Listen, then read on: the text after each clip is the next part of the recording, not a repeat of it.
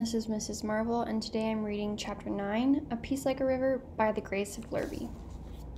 Christmas 1962 looked a little meager going in. You understand, kids of my generation grew up with stories of their parents' deprivations, tales of treeless Christmases, cold kitchens, scrawny old stockings containing naught but a polished apple. In 1962, the Great Depression was a reach back of less than 30 years, surely a millennial distance for residents of a progressive city such as Minneapolis, but not so far if you lived in roofing, on the edge of the plains. Thus, Swede and I felt certain we were about to live such a story ourselves. For Dad had found but irregular work. He repaired a furnace for the Lutheran church, mended furniture in the basement, and, capitalizing on a rash of chimney fires in town, borrowed a brush and swept chimneys until he caught cold. I'll work through it, he told Swede, sniffing the hot lemonade she handed him, but another day on the rooftops drove the cold lungward until he wheezed as badly as I did. I suspect he was almost grateful. I know we were. That chimney business was nasty work, the wind snapping his coat around, him up there in his janitor boots, trapezing on icy shingles. Still, an unemployed father meant the sort of Christmas Swede and I had always heard of or read about in books with titles like Days of Despair. We pictured ourselves waking Christmas morning to bowls of oatmeal unadorned by so much as a teaspoon of white sugar. Porridge, we'd said. Mush. Gruel. We wondered how well we'd do in front of Dad, how grateful we could appear for a gift of, say, a navel orange. In the books, kids were unfailingly thrilled by a Christmas orange. They never felt poor at the time. It only dawned on them later. What I really wanted that year was the Spartacus model. Remember Spartacus? I never actually saw the movie, which came out, I believe, in 1960. But in 62, certain kids at school were still talking about its gory gladiator scenes. The dime store downtown had a model Spartacus. What a durable character he appeared, face like a badger's, sword in hand. And what a noble cause he espoused, fighting against slavery like Abraham Lincoln. What a boy really liked about the Spartacus model was that one of the plastic pieces was a severed hand, belonging, I guess, to the fellow he just got done fighting. You could lay the hand anywhere around Spartacus's feet, or impale it on a sword, or paint it red and torment your sister with it. Swede wanted something even more extravagant. A trip, she said, out west. I want to ride west on a horse and find Davy. She was sure he was out there, cozy under some rock, sitting on a blanket eating buffalo meat, holed up somewhere in the previous century. How great it would be to go find him. What a Christmas we'd all have. A navel orange just seemed a little weak in comparison. Then 10 days before Christmas, Dr. Noakes stopped by. Drinking tea, our coffee was long gone. He grew alarmed at Dad's deepening cough. He set his cup down and retrieved a stethoscope from his car. Jeremiah, he said warily, how long have you been croaking this way? I actually think it's getting better, Dad said. How much do you bring up? Asked Dr. Noakes. Dad cleared his throat and said he hadn't been measuring. Then, Swede, Reuben, is your homework done? We hadn't any homework, of course, but we went to my room anyway. I remember noticing a strange smell right then, a heavy staleness in the air. Why hadn't I perceived it before? Air itself can rot, you know, turn lush as a forgotten peach. You want to throw open every window you see. On the way to my room, we heard Dr. Noakes ask, not fooling around, what color? He's told me since, Dr. Noakes has, that his main worry was not Dad's pneumonia. He was confident antibiotics and Dad's own constitution could handle that. What worried the doctor was that I might come down with it. A set of lungs like mine could turn to peat moss with very little prompting. Before leaving that night, Dr. Noakes stepped me aside and spoke in confidence. Reuben, he said, I have a hunch about your sister, that she has the makings of a doctor when she's grown. So listen. You stay out of her way. Let her take care of your dad. What do you say? I know. I should have been far too old to fall for this sort of ruse. I've given her instructions and I'll drop some medicine by. You let Swede give it to your dad. Your job is to stay out of his room. Swede should take him his meals, too. He saw I didn't understand. Glancing around, he said, bedside manner. It's where she needs practice. Her bedside manner is a little rough. Well, what can I do? 2 weeks Dad was supposed to stay in bed. What about Christmas? Dr. Noakes said, you know, I was talking to Mr. Layton today. He's got a bad spine. Did you know that? Talk about your conversational leaps. I blinked at Dr. Noakes, who went on, he just can't work anymore in certain ways. You're familiar with that old eyesore of a corn crib back of his house. I didn't understand what it had to do with Dad and said so. Dr. Noakes replied, Mr. Layton would probably hire a boy to tear that corn crib down if the boy had a strong back, Reuben. A strong back? I had never imagined myself with a strong anything. Even had I guessed that the doctor only wanted to remove me from the house, put my lungs outside in healthy air, I wouldn't have cared. No words he spoke could have pleased me more. Gerard Layton's corn crib was indeed an artifact. Tall as a boxcar, nailed up of laths spaced on oak posts, it leaned back in time. I stood in front of it holding a crowbar, not knowing how to begin. I mentioned the snow. This was December 16th, the birthday, Sweet informed me, of Ludwig Beethoven, the great band director, and already we'd logged 3 or 4 notable snowstorms. Winter was a train crawling north. I walked all around Mr. Layton's corn crib, up to my hips every step. It seemed an odd time of year for this particular job, but Mr. Layton was peculiar and everyone knew it. I remember thinking the corn crib looked about 10 minutes from falling over on itself, but when I poked the crowbar through its ribs and leaned down, nothing happened. The crib flat out did not notice me. I heaved to and fro. I had on Davy's chopper mitts with wool liners but felt the bar as if bare-handed. At last, after extravagant effort, a nail squealed and dropped me into a drift. Swede fretted over me appreciatively when I came in at noon. Oh, you're frozen! Hurry and get some dry socks on. I'll hang those on the radiator. Come on, Reuben, I've got soup ready. She squared me up at the table and set down a bowl of something white. Not what you think of as soup, though dumplings bobbed on the surface. It's villing, she announced. I knew what it was. It was hot milk with a little sugar stirred in, also some butter and a shake of cinnamon. Dad told me how to make it. I always liked it, Sweet said. I didn't mean to hesitate, but I'd been out all morning doing a man's work. Villing was sick food. Isn't it okay? Sweet said. Do we have any cheese? She shook her head. Off in his bedroom, Dad hawked something up, a dispiriting sound. I looked at the villing. If you skimmed the dumplings off, you had only to pour it over toast. Presto, milk toast. More sick food. Well, let's eat. By this time I felt poorly used and didn't care how gruff I sounded. To work all morning in snow to my waist, to pit my muscles and manly crowbar against an edifice as stout as Mr. Layton's corn crib, to come home all dissipated and ravenous and have to sit down to a bowl of hot milk. Dad's worse, Sweet said abruptly. What's the matter? He's in there pounding his chest. Hear him thumping? He's been doing it all morning. It was strange. My fingers started to tremble when she said that. It's his lungs. They're filling up, like yours do, Reuben. He's trying to knock it loose. Be right back, I told her. Wait, Reuben, you aren't to go in, Sweet said, but I was compelled by the wacky noise. Who knew constriction better than me? How many times had I thrashed my own chest, thrashed it like you would a snake, to make it slack its coils?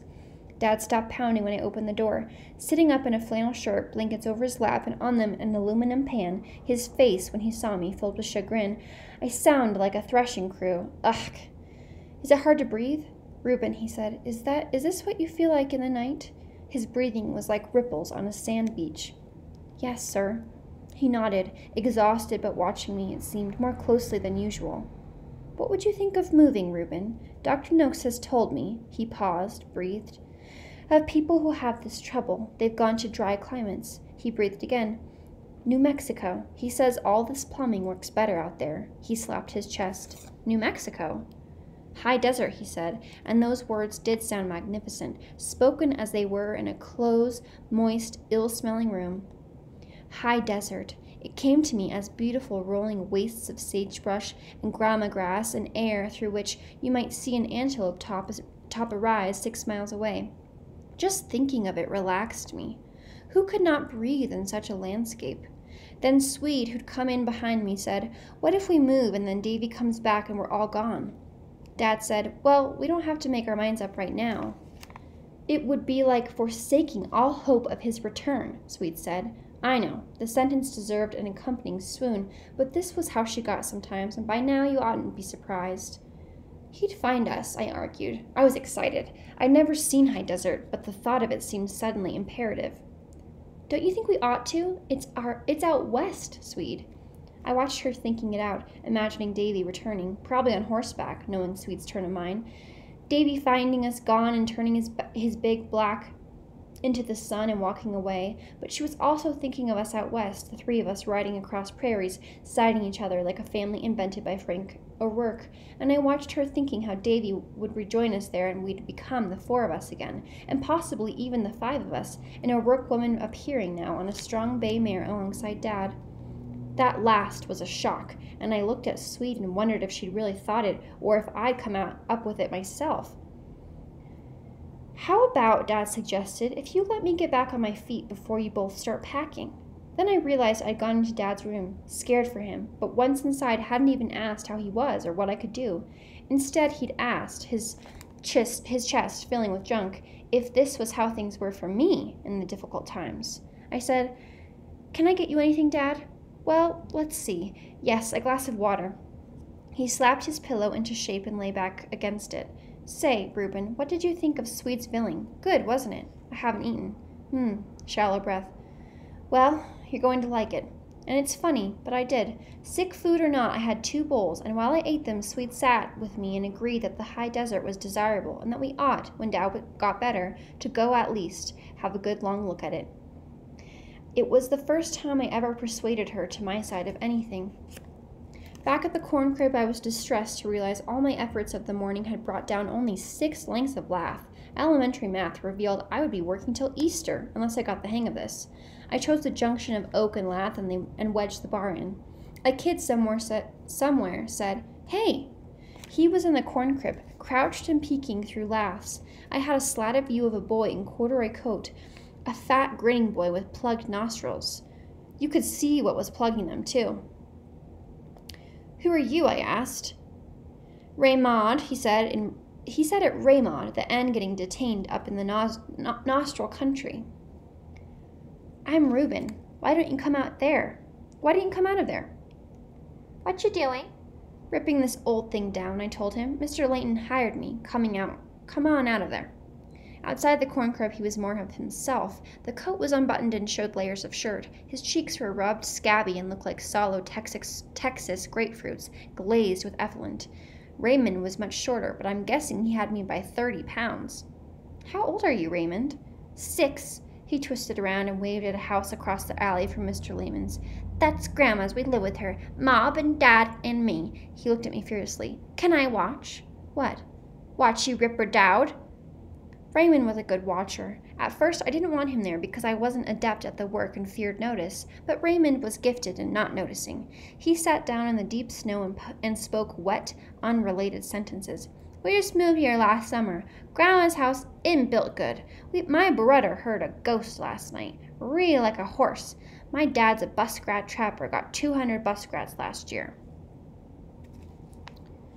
A laugh sprang free from the crib. I managed to stay on my feet.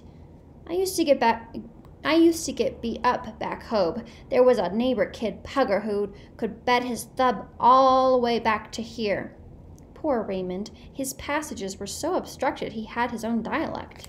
About this time I discovered a principle of physics. Mr. Layton's crowbar had been broken off and resharpened, and so lacked the slight angle a crowbar needs at the business end. In my ignorance, I worked without fulcrum, a lousy way to pry, until finally a loose lath fell down of its own accord, wedging itself between bar and post. I shoved, and the lath I'd been whirring for 10 minutes squealed loose instantly. Thereafter, I worked with purchase, and things accelerated. Raymond sat in the snow, talking away. I never saw a boy better built for cold. His coat was open wing and wing, but he was radiant with talk, and the wind blew over his big besmirched cheeks and exposed earlobes with no effect. He was like a small, hot, talkative planet. "How strong are you?" he inquired bluntly. I tore down a lath and flung it on the pile. "I'm tearing down a building, aren't I?" Boy, it felt good saying that. "You're pretty strong."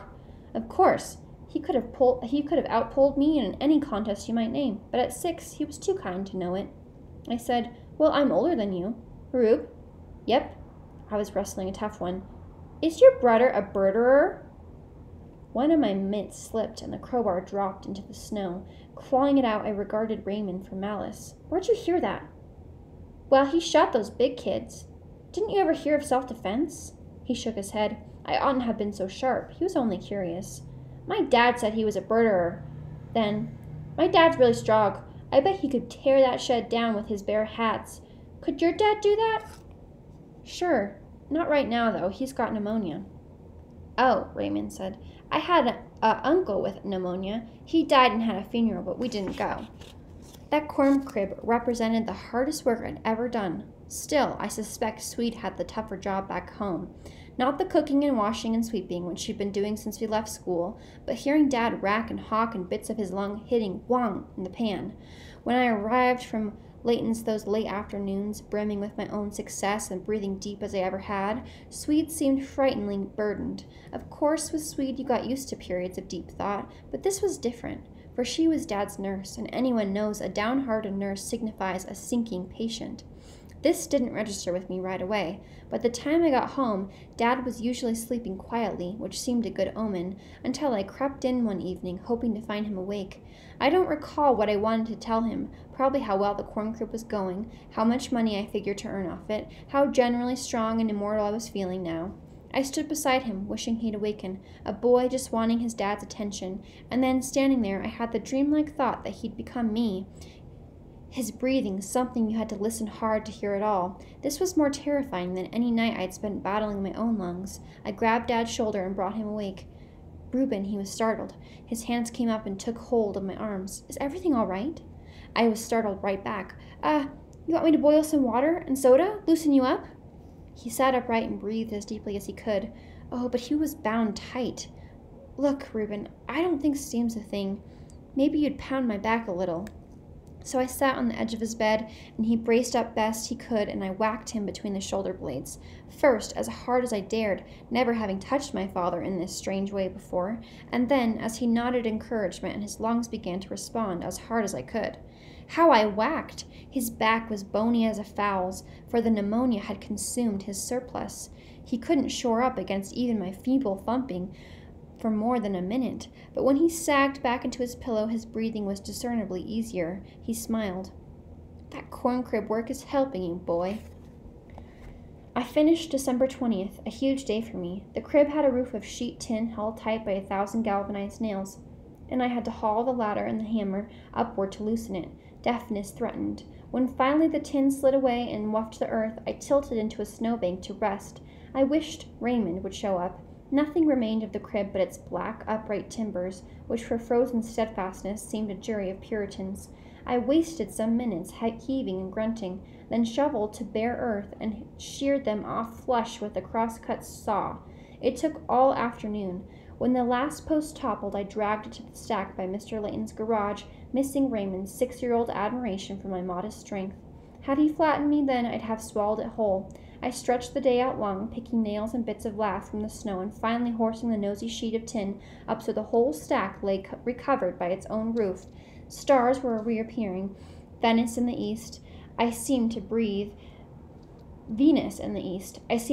buckets of air, whole arctics of it. I set the crowbar over my shoulder, thinking of the great Crockett slinging up Betsy at the end of the day. When I got home, Swede was chafed beyond reason. She clattered out the bowls for supper, poured the cornflakes, made Dad's hot water with a spoonful of lemon juice, and slapped it all on a metal tray. Recalling what Dr. Noakes had said regarding her bedside manner, I said, "Are you mad about something, Swede?"